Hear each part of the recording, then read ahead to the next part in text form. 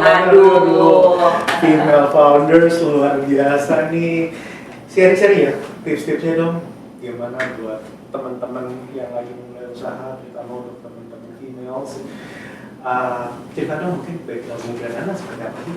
Okay, well, first of all thank you banget nih udah ngundang gue sore-sore, dan luar biasa Chief Patrick tuh kayak gimana ya, despite all your busy schedule selalu masih make time buat bikin podcast kayak gini tuh, itu gue salut banget sih. Thank you. Semoga beneficial. Semoga siap. Jadi first questionnya kan nanya how or why I started Gradana ya, backgroundnya Gradana itu apa. Nah sebenarnya ini tuh idenya pertama kali terpikirkan waktu zaman gue masih bekerja di Sinar Masnet. Nah, kebenaran gue sama co-founder gue tuh used to be colleagues together, lagi ngopi-ngopi sore-sore. Nah waktu itu basically kita sekantor tapi megang different things. Gue di business development, dia di corporate strategy. Nah namanya teman kantor pasti kalau ngobrol di luar sosial ada bit of kerjaan juga kan. Nah terus waktu itu kita mulai di tahun 2016-2017 itu kita ngelihat lagi ngomongin tentang kondisi bisnis nih di Sinar Masnet. Nah pembelinya tuh siapa sih? Ternyata berdasarkan datanya dia itu tuh 60% pembelinya investor, end user, orang yang mau beli rumah itu tuh cuma 40% guys. Jadi mengagetkan ya, padahal harusnya kan rumah itu atau properti itu betul kebutuhan primer gitu, sandang, pangan, papan ya kan. Nah the number should be 60% end user, 40% investor kan. Nah tapi pada kenyataannya datanya dia tuh menunjukkan it's the other way round. Nah udah gitu langsung tergerak dong hatinya mempertanyakan gitu, sebagai generasi milenial, walaupun milenial tua gitu, yang sebagai akhir gitu ya, betul, milenial awal gitu, 83 gitu. Nah itu kan marketnya end user ya. Nah kita refleksi diri sendiri sama nanya teman-teman kita, kalian gimana sih, udah beli rumah belum? Udah, tapi atau bilang belum, gue masih nyewa gitu. Nah yang udah beli rumah pada komplain, gila dulu tuh ya gue ngumpulinnya setengah mati ya, misalnya buat DP-nya, terus harga propertinya naik terus, padahal gaji kita kagak naik-naik gitu, ibaratnya kayak gitu. Terus atau ada travel fair, gue lagi ngumpulin dikit, wah promo kemana murah, tiketnya sih bisa nyicil, tapi kan belanjanya mau hotelnya gak bisa nyicil gitu. Jadi ya komplain-komplainnya anak milenial itu buat beli rumah itu kenapa susah, itu satu cerita gitu ya, dimana kayaknya pada Henry's high earning not rich yet, untuk nabung susah padahal income ada. Nah di sisi lain yang pada belum beli masih pada nyewa gitu, tinggal sama orang tua atau ya memang pengen YOLO aja gitu, sewa apartemen gitu yang keren gitu ya dekat kantor biar komitnya nggak terlalu capek.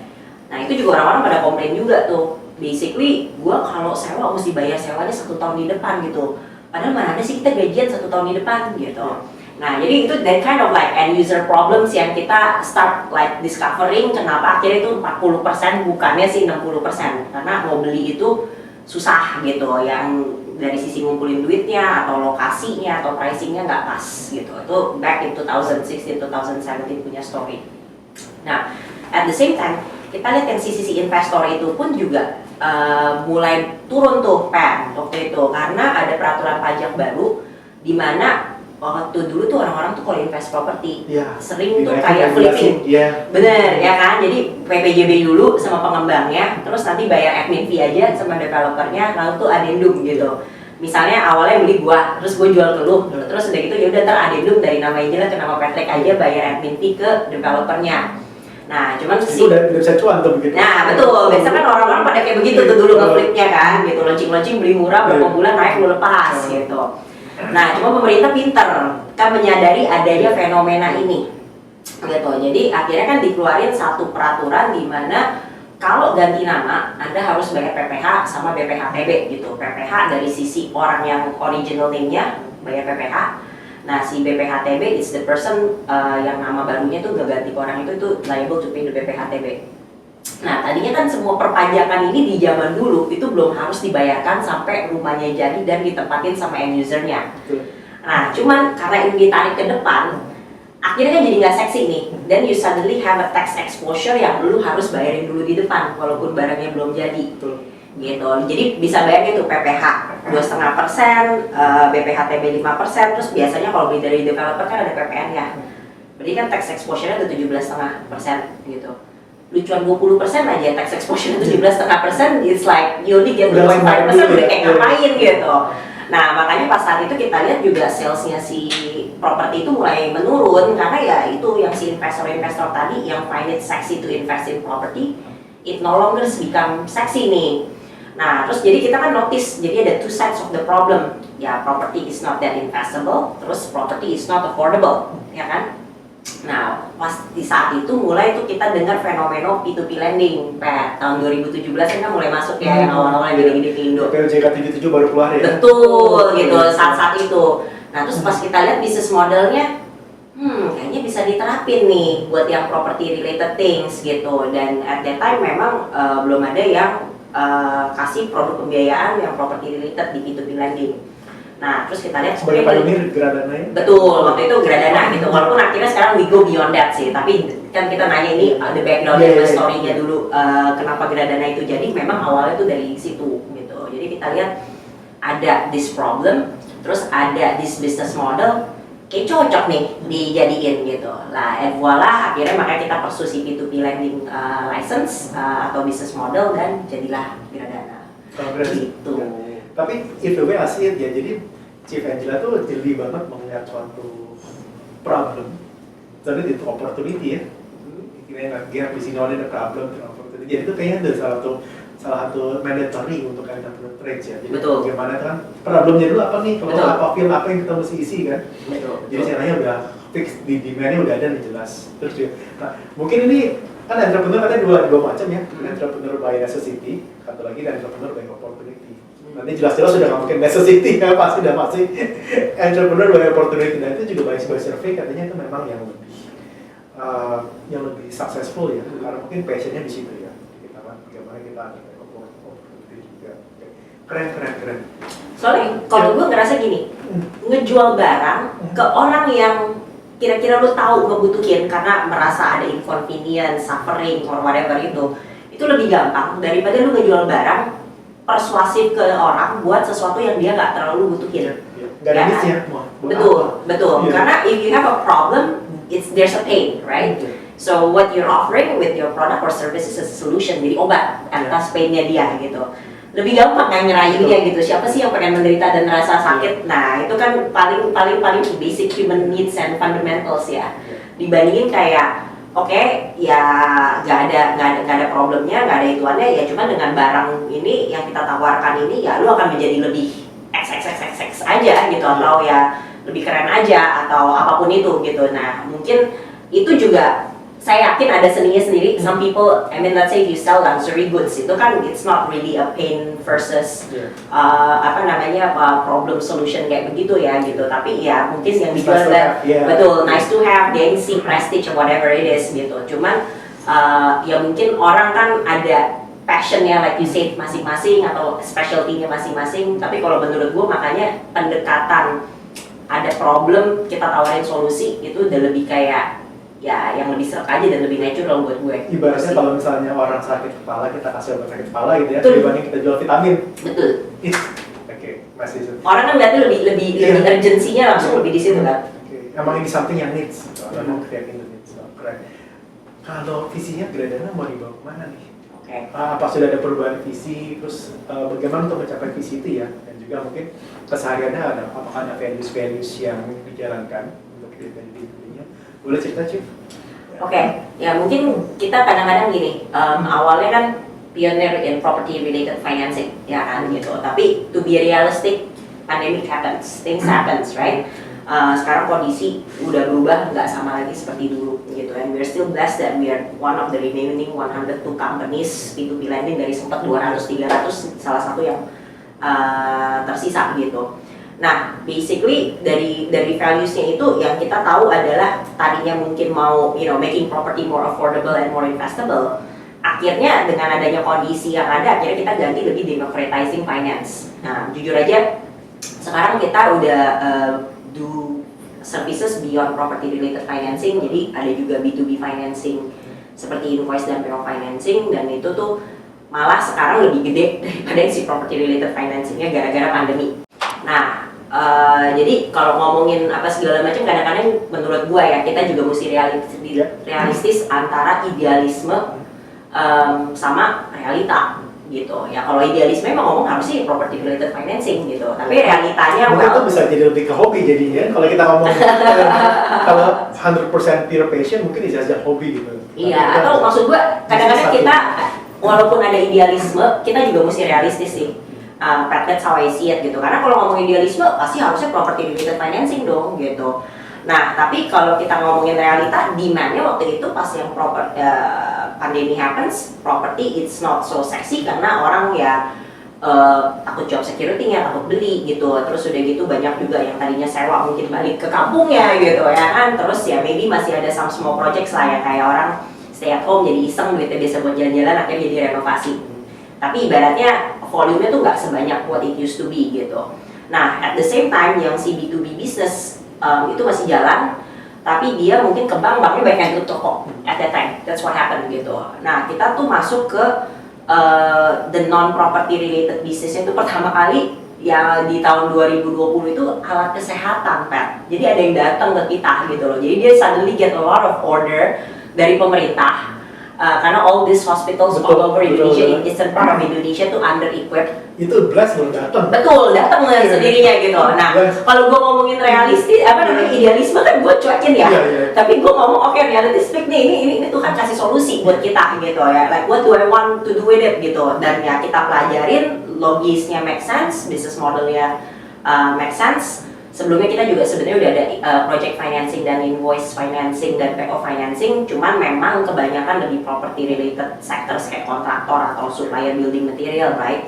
But the same product itu masih tetap bisa dipakai untuk kita ke mereka sih. Nah, akhirnya itu kita ngambil dan yang basically ya social mission kita dan ya etika kita sih akhirnya ke dalam hati kita ngeliat yang penting ya udah deh produknya ini juga berguna buat masyarakat. It impact a lot of social people. Values ya. Ada social values terus berguna buat orang gitu. Jadi kalau ya mungkin tadi kan properti lebih tempat tinggal ya atau tempat usaha ya kan, dengan adanya kita jadi ya you can afford your dream home, your dream business space or make it more lebih layak. Nah tapi ya dengan yang cash invoice atau PO financing ini, apalagi kayak tadi tuh kita ngomongin alat kesehatan lagi zaman pandemi. Ya akhirnya kita enable all these companies ya to provide the facilities buat orang-orang teman-teman kita di daerah yang tadinya mungkin under equip rumah sakitnya, healthcare yang nggak bagus ya. Kalau memang suppliernya tadinya kehabisan modal nggak bisa supply, akhirnya kan yang suffer ujung-ujungnya teman-teman di daerah juga kan. Nah jadi kita lihat tuh ripple social impact-nya produk ini ya berguna banget buat end user, orang yang di location project-nya ya di luar survivability-nya company itu sendiri, terus ya vendor-vendornya dia dan karyawannya dia sih. Jadi kayak gitu sih basically. Wih, ya. Nah, ada certain social values yang dijalankan dalam mesinnya ini seperti dari untuk Gradana.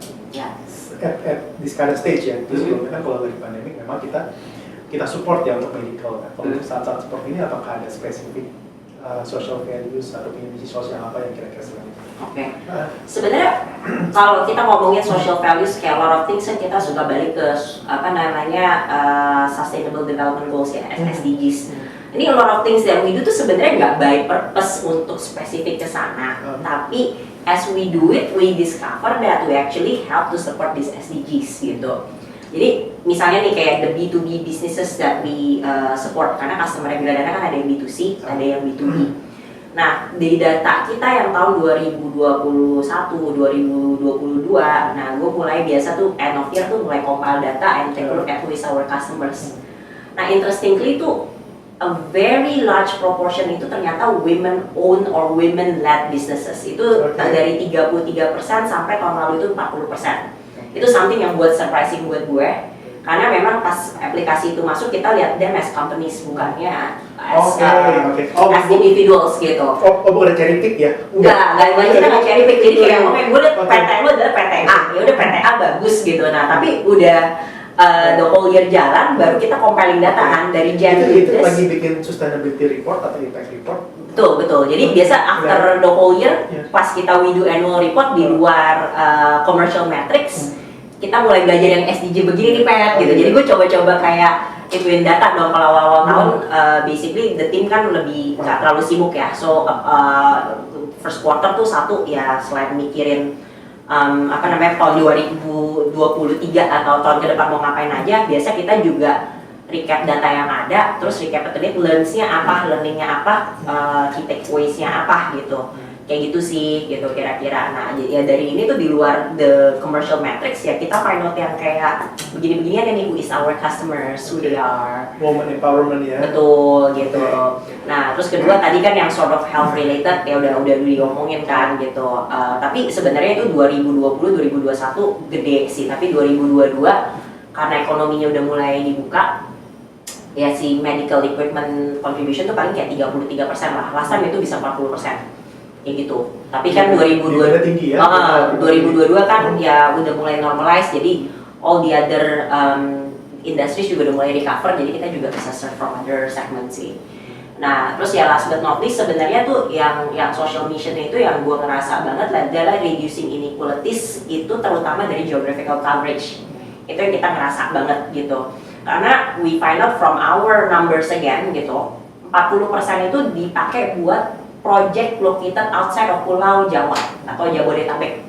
Jadi kayak tadi tuh kayak rumah sakit di East Timor and then things like that di Sumatera, di Selayar. Nah, sama kedua itu basically kalau dengan fintech P2P lending ini kan jadi borderless ya. Cuma memang kalau borrower itu kita karena tiket size kita produktif itu gede-gede, kita memang mesti selektif lah gitu. Dan juga kita lihat yang memang ada B2B partnership-nya di sana gitu karena butuh assessment di verification dan amit-amit kalau kenapa-napa collection. Nah, tapi di other side of the equation, kalau ingat kan ada yang lender tuh, ada orang yang naruh duit. Nah, di luar si individu, anybody from Papua to Aceh yang bisa sign up dan create account sendiri. Nah, ini gue juga lumayan senangnya tuh basically sekarang udah tambah banyak kayak teman-teman institusi, terutama BPR, itu juga mulai bergabung and become of our ecosystem sih. Gitu. Nah, yang kenapa reducing inequalities adalah gini nih, karena lu bayangin misal lu satu BPR di Jawa Timur. Tadi lu tuh dijago di buku 4 di situ, udah kayak pretty much satu kota di Jawa Timur itu dulu yang nguasain. Artinya kan bisnis lu udah saturated di situ. Nah, cuman yang namanya bisnis itu kan kalau banking atau lending itu ya kita mesti bisa muterin and churning out duit gitu. Karena kalau cuman bayarin deposito doang tapi kita nggak bisa lend out ya bisnisnya nggak bisa grow. Ya kan? Gitu.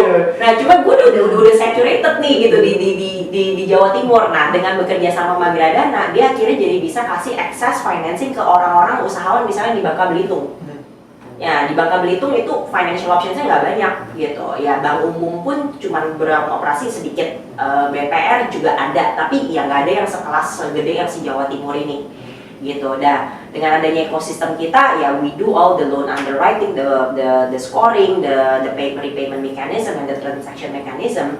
Nah, makanya akhirnya kan dia jadi bisa go beyond their immediate borders dan juga provide financing, betul. Jadi provide financing ke teman-teman yang secara geografis jauh lah, gitu. Jadi pemerataan ekonominya tuh SDG nomor 8 udah dapet itu. Betul. Jadi pemerataan ekonomi itu ya bukannya cuma ya dari sisi kita kasih financing ke borrower ya, tapi ya lendernya juga jadinya bisa pemerataan ekonomi kontribusi juga ke provinsi-provinsi lain sih, gitu. Itu yang bikin suatu yang menjadi sustainable countries ya, bagaimana kita bisa menutup gap tersebut dalam pemerataan.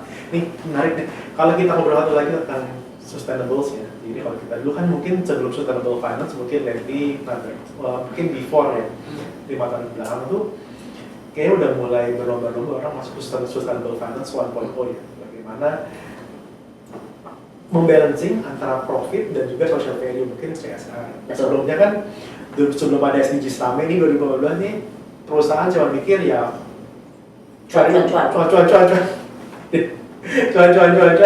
gimana shareholder value bisa meningkat. Nah, ada strategi tersendiri nggak sih dari Granada untuk bisa membalance bagaimana cuan dan juga bagaimana untuk CSR atau mungkin social impact kepada lingkungan? Basically ya itu sih, kalau ngeliatnya kita pengen ngelakuin satu produk yang berguna buat masyarakat. That's the underlying kayak kita punya company values itu lebih jika bakal Granada seperti berguna buat masyarakat ya? Betul. Karena it's my own personal thing. Waktu gue kayak ngerja professional career pun, ketika gue ngerjain project kayak misalnya satu development atau facility baru yang dulu di township itu belum ada, gue tuh semangat 45 banget. Tapi kalau lu kayak suruh gue cuma jualan aja tuh gue kayak nggak semangat 45 gitu loh, karena gue ngerasa kayak impactnya apa, gunanya buat orang apa sih gitu.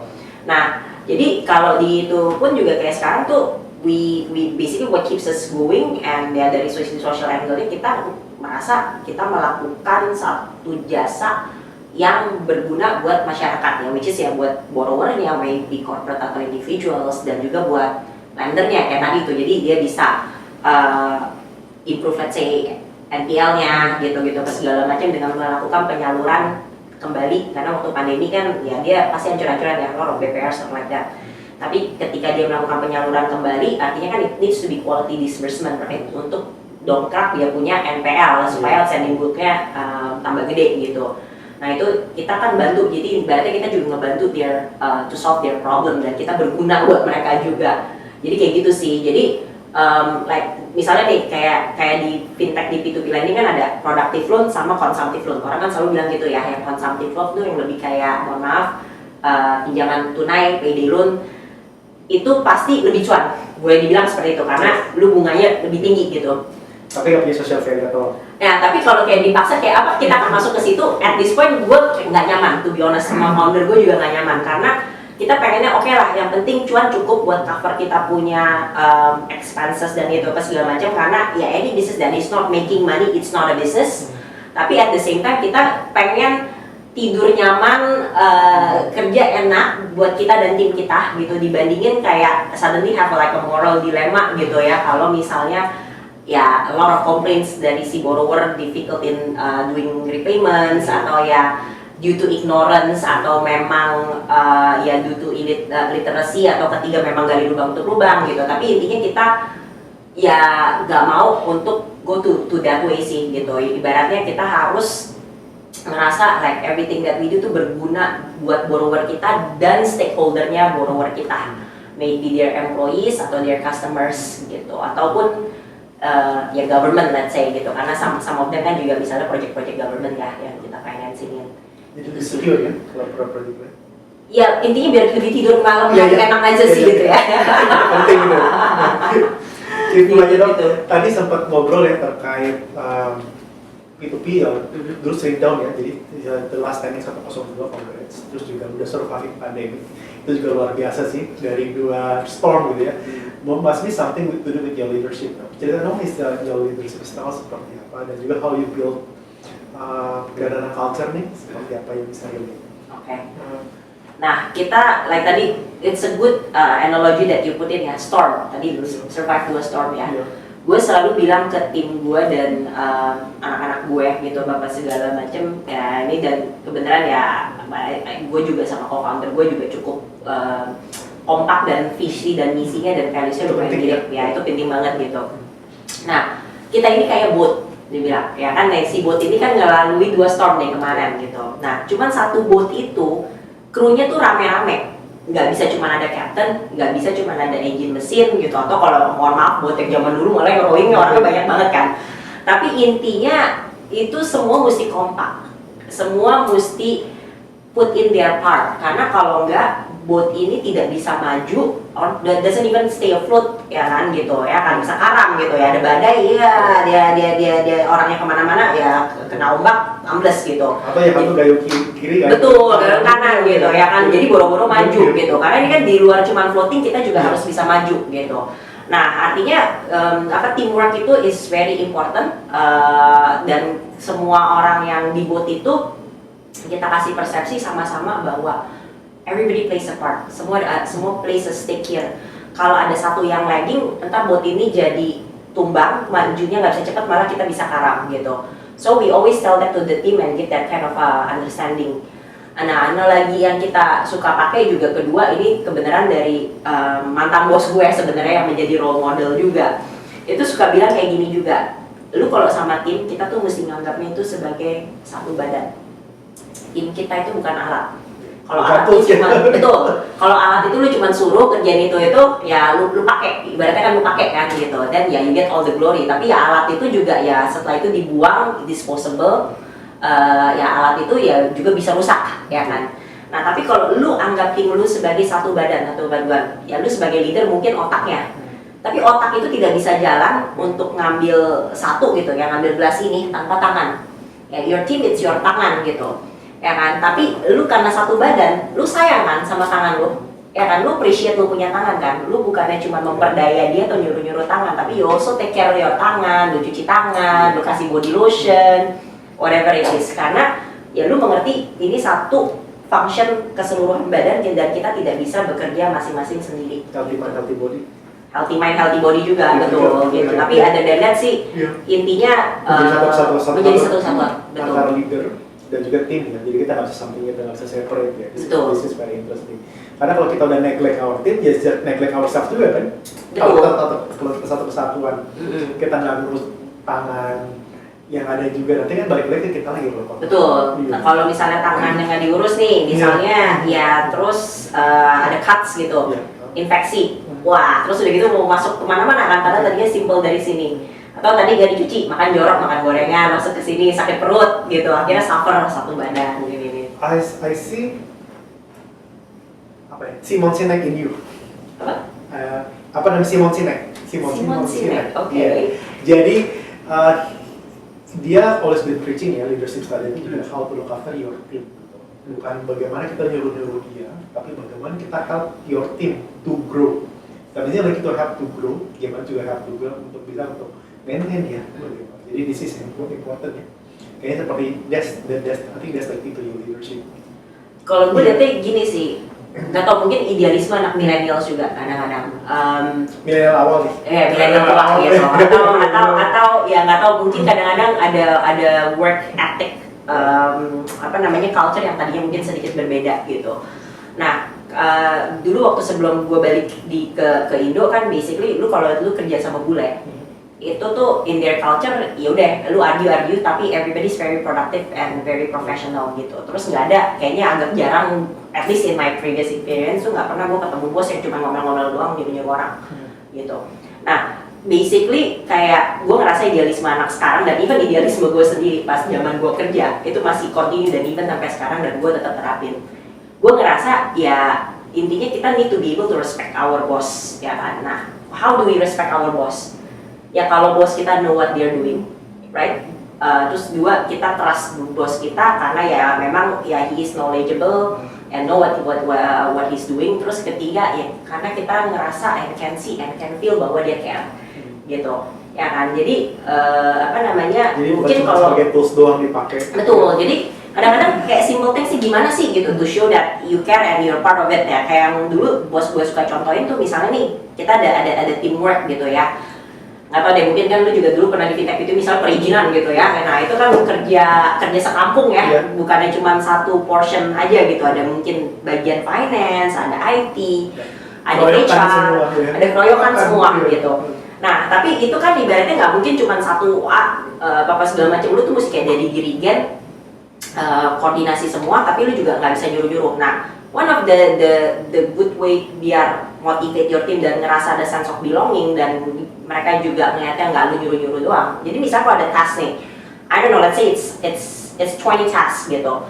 Ada task yang lu ambil juga, mungkin kayak 2 atau 3. Nah, itu lu tetap ikutan ada ambil bagian ke situ. Nah, sisanya memang di-delegate to the rest of the relevant team gitu. Nah, jadi otomatis si timnya juga ngerasa, hey, my boss juga bukannya cuma kayak nyuruh-nyuruh gua doang, tapi bos gue juga ikut participate and understand this thing dan ya memang dia butuh bantuan kita dan support kita gitu loh, karena it's a big task gitu. Gitu sih kira-kira. Keren. Kalau tadi ya merubah culture ya, tadi kita ngomong culture, jadi kita ngelewatin store. Itu kan nggak gampang ya kita bikin line yang atau mau kiri atau mau kanan, itu juga mungkin selain komunikasi itu juga butuh suatu example ya. Yeah. Ada nggak personal experience waktu kita merubah culture nih?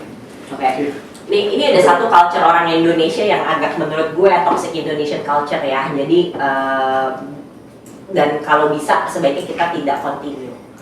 Itu agak demen nyalain orang. Nah, it's a blame culture. It's a blame culture gitu. Jadi kalau ada kenapa-napa tendensinya pengennya pokoknya lu tuh pasti gara-gara salah si A gitu. Nah, that's the most easiest gitu. Ya, nah kita tahu lah kalau ada kesalahan terjadi itu pasti ada salah siapa. Tapi orang yang benar harusnya juga udah tahu kalau misalnya ini kesalahan ini disebabkan oleh kesalahannya dia, orangnya sendiri nih yang mungkin memang bikin kesalahan tersebut gitu. Acknowledge, embrace ya. Betul. Nah, tapi kedua apa sih gunanya kalau the rest of the team lalu kayak ibaratnya ya bit by bit nih suruh ngambil batu terus ngerajam orang itu juga gitu. Gak ada gunanya, ya apa namanya? Doesn't solve any problem gitu. Terus dia juga will feel worse gitu, ya kan? Nah, jadi gue biasain kalau di tim gue ya kalau lagi ada drama-drama pernah kejadian ada something happen, yuk, oke, jangan salah-salahan yuk gitu. Ya udah kita udah tahu ini ada kesalahan ini, let's work together untuk fixin the issue gitu. Karena orang yang hatinya tambah down dan tambah gak enak, right? Akhirnya malah bikin suasana juga tambah gak enak. Gak akan produktif juga gitu. It's not solving everything. Jadi sometimes you have to know kalau ada fire, how to fight it instead finding the source of the fire. Ya kan, lu kalau kayak nyalahin atau mau coba-coba nyari-nyari kesalahan kan you're trying to find the source of the fire. Padahal fire di depan mata nih, yang lu harus lakuin kan adalah put down the fire dulu kan gitu. Which is ya udah put down fire kalau satu orang capek ya. Tapi kalau 10 orang ya bawa 10 ember kan lebih cepat gitu. Jadi kira-kira kayak gitu sih Chief Patrick ya. Kalau misalnya itu yang salah satu thing yang I think one of the transformational culture yang kita coba terapin di kantor kita adalah itu no such thing as blaming, no such thing as a super person or a perfect person. Semua orang pasti bisa salah. Gue pun juga bisa salah dan kita tuh biasain diri kalau memang ada kesalahan ya be gentleman enough gitu ya nggak defensif gitu tapi juga ya accept help from others dan ya mesti acknowledge lah gitu dan kayak gitu sih kira-kira. Pernah ada pengalaman resistance dalam membangun culture selain the blaming culture ini? Banyak sih, ya don't ask. Jadi gini, kadang-kadang merubah orang tuh nggak gampang. Iya, di sini lebih gampang.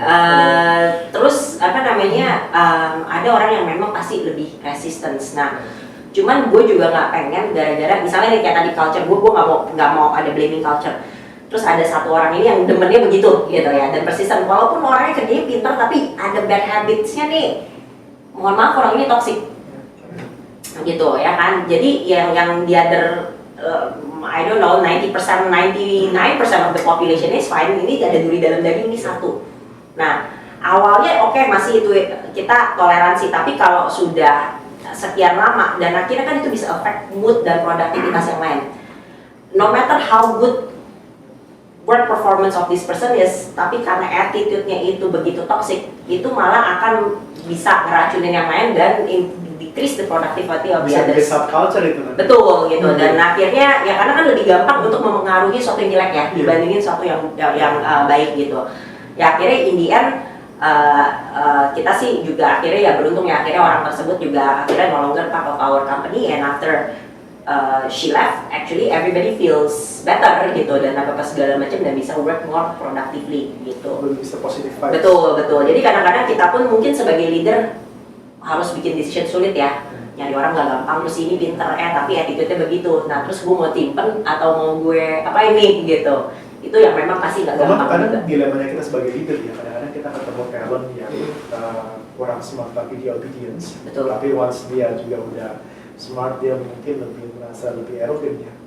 Tapi ya itu jadi bahasa kita kan ya. Tapi mungkin kalau kita ketemu gitu ya mungkin balik lagi kepada your leadership style ya. Bagaimana kalau you have to handle and have to balance untuk these two kind of person. Betul.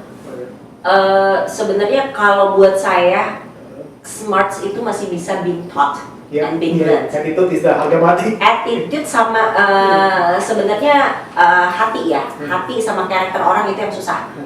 Gitu karena mohon maaf nih, kalau orang udah culas, bawaannya culas, ya udah susah. Udah susah dah gitu karena will be ya dishonest, do cheating walaupun pintar ya, a lot of culas people are actually very smart gitu.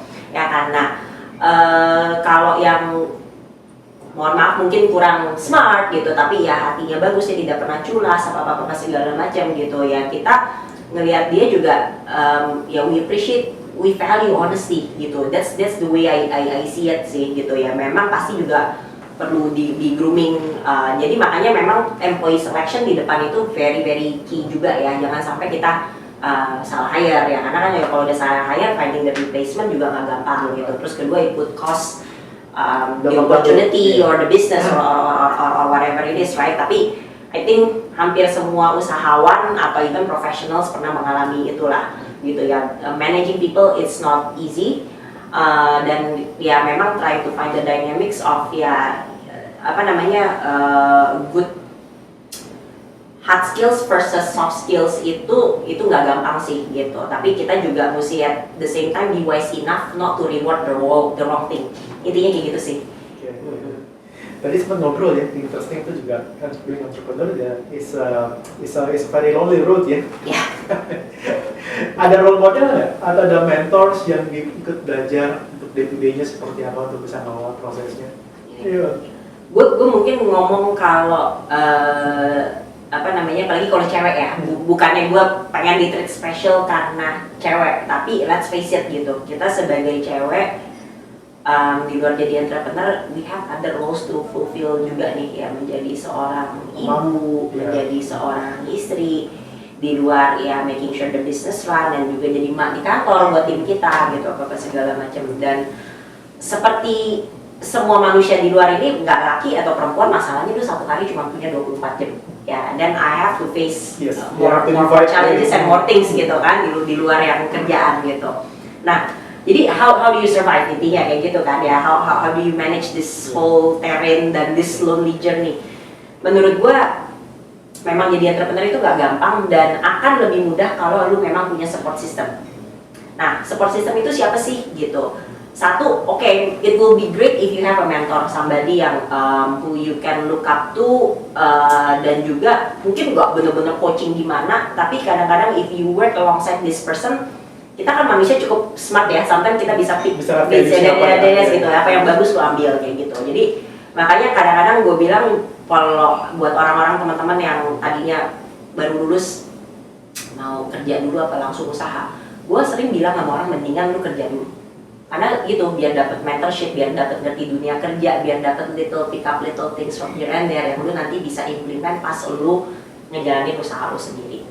Nah, betul gitu. Tapi di luar ya, this actually rocky and lonely journey actually once you already decide to take it, gue bilang lu perlu strong support system. Karena kenapa?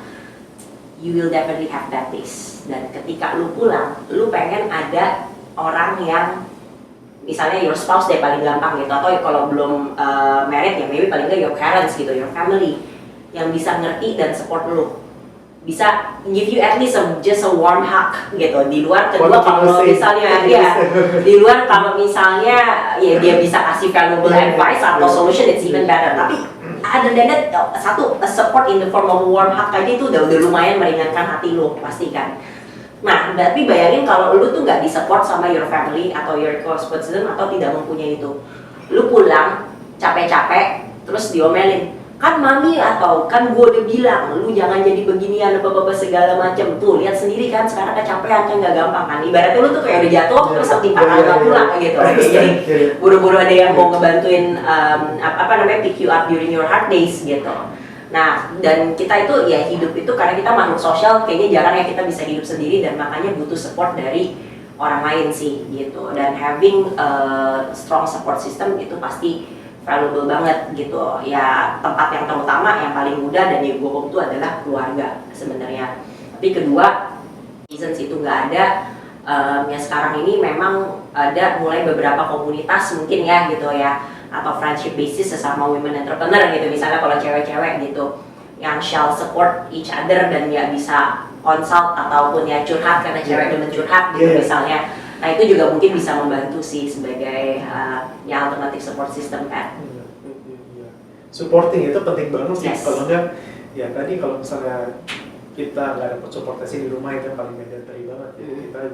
Kita pulang tapi sayangnya kalau ada anak betul, itu hiburan ya, gitu. Bisa relief dulu lah 5 minutes, baru kita get back on again ya. Betul. Nah, kita being entrepreneur is hard ya. It's a very rocky, it's very lonely. What do you think of the mandatory skills yang every entrepreneur mesti punya the basics to go on into this journey? Satu sih basically mesti ada resiliency menurut gua gitu, karena selalu ngerjain apapun, apalagi kalau entrepreneur kita usaha sendiri, pasti ada bad days, ada good days, problem itu akan selalu ada. Cuma perbedaannya kalau dulu kerja mungkin ya udahlah ada problem di kantor jam 9 sampai jam 5 gue switch off dulu, besok baru mikirin lagi.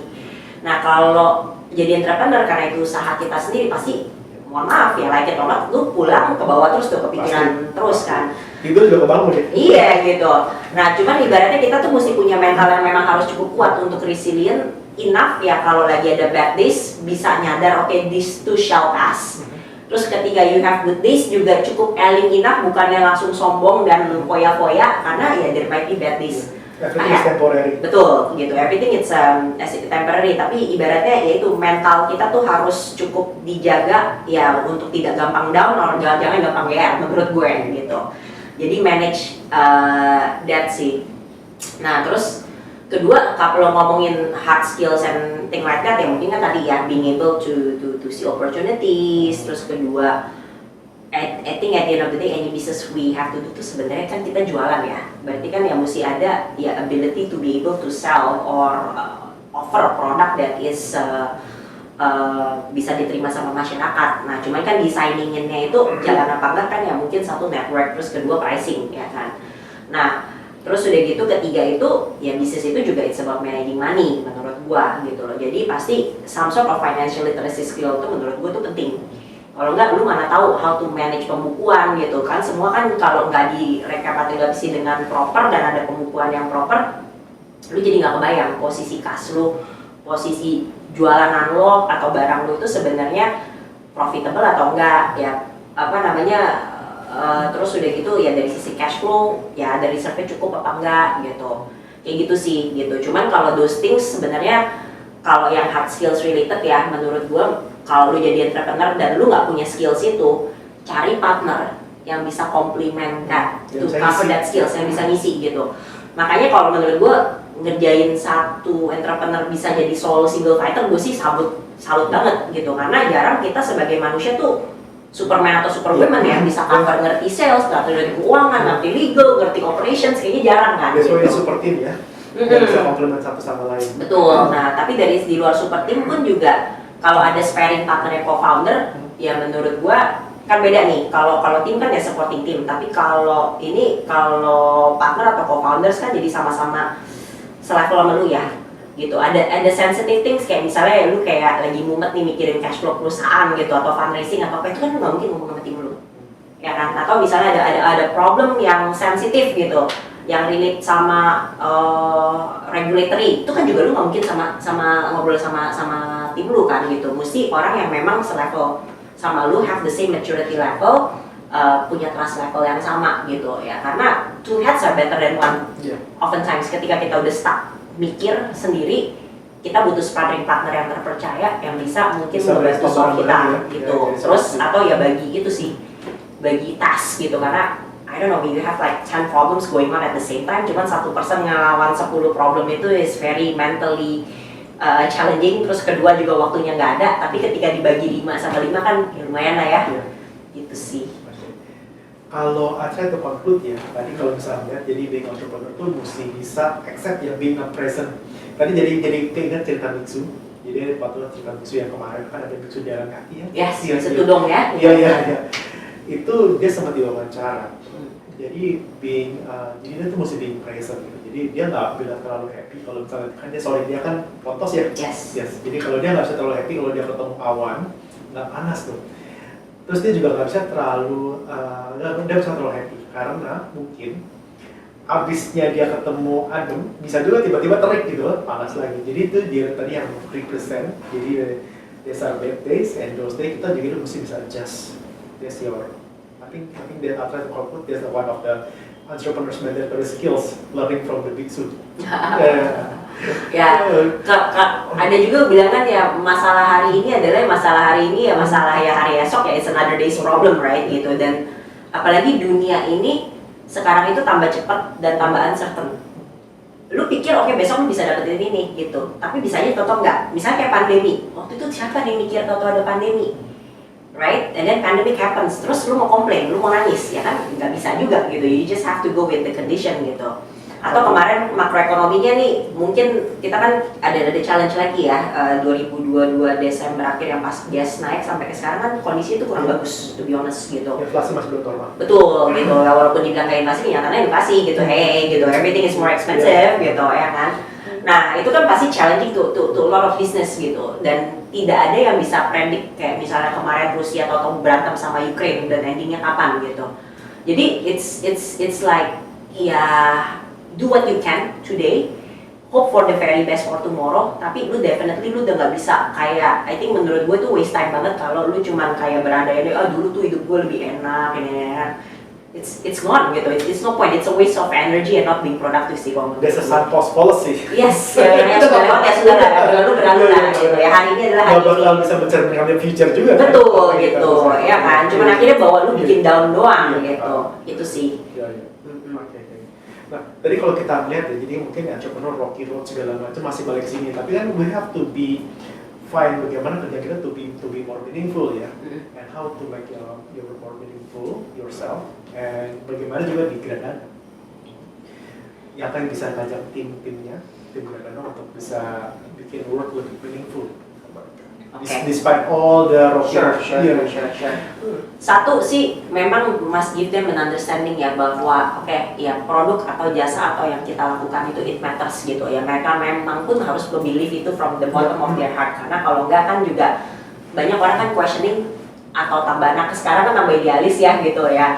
Apa yang aku kerjakan itu harus ada for a sense of a purpose gitu loh. Nah itu yang mesti didapetin buat semua orang. Nah terus sama kedua, gue itu selalu nerapin bahwa kita itu mesti belajar bersyukur. Karena kalau kita nggak pernah bisa belajar bersyukur, itu kita nggak akan pernah puas dan kita nggak pernah happy. Never enough ya. It's never enough gitu. Memang selalu boleh sih aim high dan karena selalu ada yang lebih bagus dan lebih jago dan lebih wow daripada kita gitu. Ya pengen seperti itu ya boleh-boleh aja gitu. Tapi mesti diingat juga yang lebih susah daripada kita dan yang lebih dari juga banyak gitu ya kan. Dan ya unfortunately memang di hidup ini kan yang selalu di glorify adalah yang wow gitu. Nah tapi intinya ya kembali lagi ya, make the best of what you have and be grateful for what you have. Itu sih I think it's one of the very key empathizing that ya yang gue implement ke tim gue ya gitu kira-kira. Jadi mereka mesti punya tujuan ya. Jadi nggak cuma datang nunggu jam 5, besok repeat lagi. Jadi memang ada sense of purpose ya. Ada belief and sense of purpose dan belief that bahwa what I do matters gitu. Karena itu akan ngebedain banget, karena ketika kayak nggak tahu ya di mereka, tapi kalau kayak gue sendiri, kayak misalnya kayak gue capek nih, udah ada problem gitu. Tapi I think about the employees, I think about the customers that we've been helping, I think about the investors gitu, bahwa ya what I do ya walaupun capek-capek kayak gini it matters gitu, ya kan? That's what keeps you going gitu.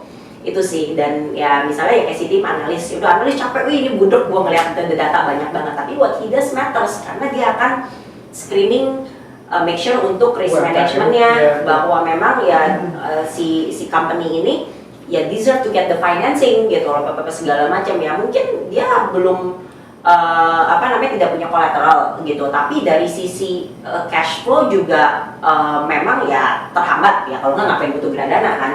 Tapi dilihat secara repeatnya, borrowernya konsisten kok, selalu bayar dalam waktu 3 bulan dia punya bohir gitu. Dan they always, betul, track recordnya selalu project juga completed on time dan lalala. Dan ya kayak gitu sih juga ya, ada tugas beratnya. Misalnya nih, data kelihatan bagus, tapi kelihatan kayaknya too good to be true. Ya sebagai analis ya memang lu punya job kan juga untuk investigasi nih, apakah ada fraud, apa ada apa, too good to be true. Karena kalau dia lalai, itu kan juga bisa affect performa perusahaan gitu ya kan. Akhirnya customer gagal bayar ya, akhirnya lendernya juga nggak terlalu mau taruh placement duit. Jadi every little things yang setiap orang lakukan di perusahaan itu tuh matter sih gitu. Dan udah tercermin ya, tadi cerita yang ada PPR di Jawa Timur bisa menyalurkan ke Bangka Belitung, itu juga pencapaian yang luar biasa, jadi punya purpose ya. Betul. Jadi udah mendorong pemerataan ekonomi. Betul. Dan ya my team knows that they're part of it gitu loh.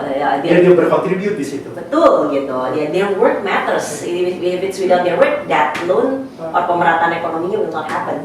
Apart from that, tanya dong, kalau Gradana itu benefit, Gradana juga terima pendanaan ya? Boleh sharing dong kalau kira-kira kita benefit of being as an investors berarti ya? Oke.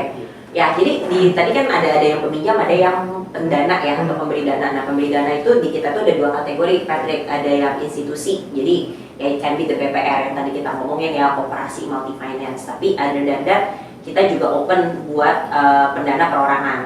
Dan jujur aja, zaman dulu waktu bisnis ini first started, kita itu dibuild dari si retail, dari si perorangan ini, karena institusi baru mau masuk belakangan kan setelah ada track record, ya kan? Setelah ada numbers kelihatan. Betul, udah kelihatan nih kayak gini, bisa lah emang si Gradana gitu, do loan underwriting gitu, and managing the transaction, baru kan udah gitu baru mau masuk gitu. Nah, ya keunggulannya apa sih? Basically, ya you can transact at the ease from your fingertips lewat apps, tinggal bisa sign up di situ, terus bisa, betul, terus nanti tinggal pilih loan yang available.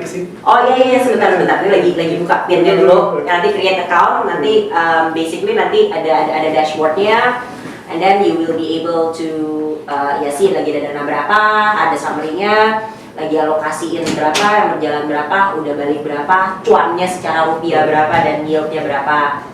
Nah itu summary-nya biasa on the front page kayak gitu. Nah habis itu, of course you can, kalau memang udah jadi pendana yang berjalan, you can monitor your portfolio juga ya, lagi loan-loan yang jalan di mana aja, lancar atau telat, apa segala macam itu bisa dilihat di sini.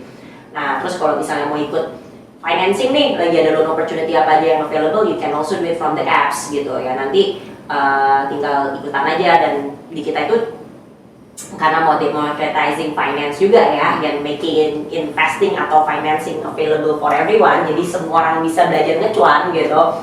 Nah nanti tinggal ikutan aja, mau ambil 1 lot, 2 lot ya sesuai dengan nilai lotnya masing-masing dan sesuai kemampuan.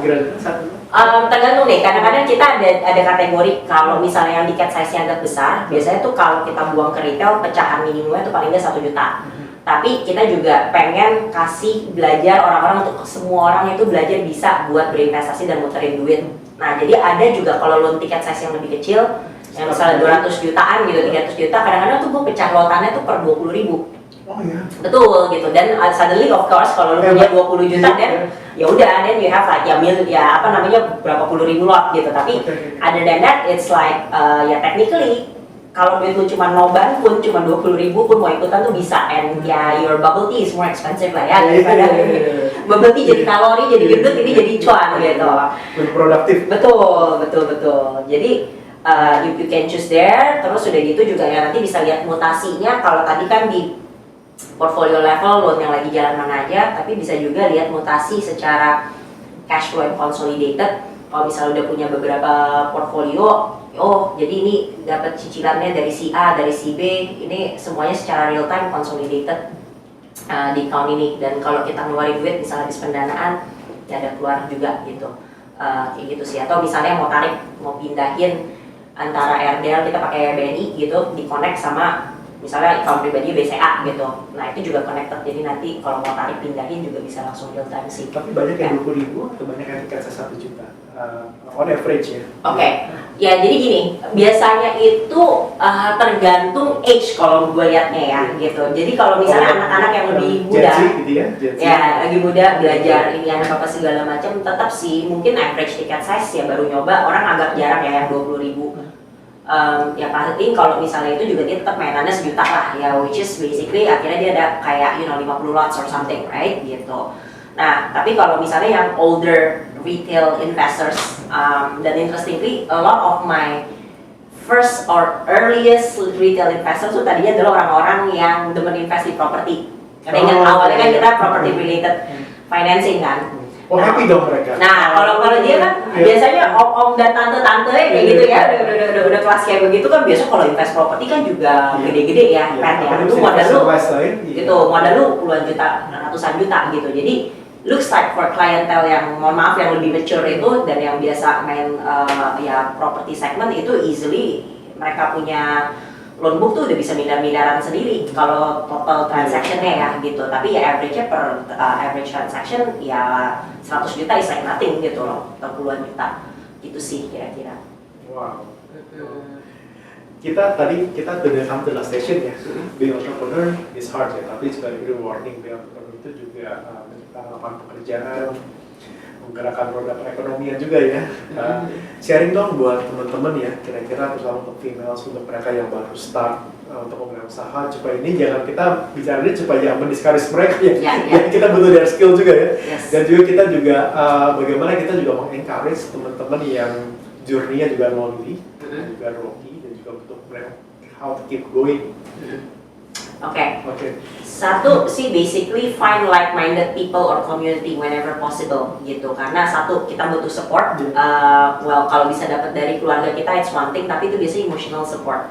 Other support pun kan perlu kadang-kadang business knowledge, network, brainstorming.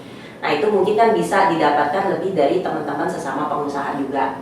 Nah jadi kalau misalnya memang ada asosiasi gitu, yang asosiasi usaha, nanti it also helps gitu ya. Kalau cewek-cewek mungkin lebih nyaman kan ada asosiasi yang chapternya khusus untuk female entrepreneurs gitu ya, dan go ahead and join that gitu. Tapi kalau gue kan juga gagak tomboy ya gitu ya. Kalau gue sih join any asosiasi ya, ketemu cowok juga nggak apa-apa juga gitu ya kan. Itu termasuk hippie gitu ya. Gitu. Jadi tapi ya di situ ya satu sih. Ya satu belajar ya sama-sama berbisnis, terus udah gitu kedua dapat network, terus ketiga dapat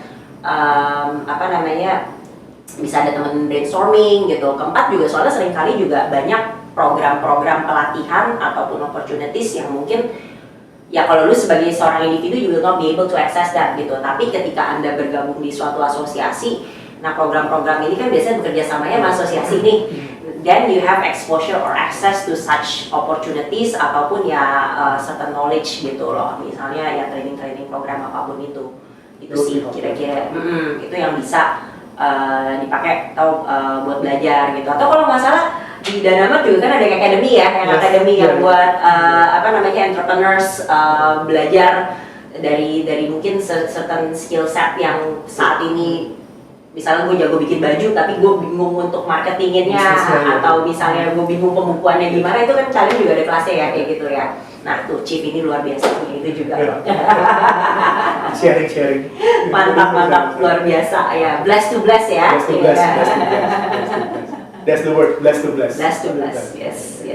That's how to balance the social and the thing as well. Well, thank you, Chief. Thank you very much. It's been an honor ya, luar biasa. Likewise. Thank you. Thank you banget. Chief.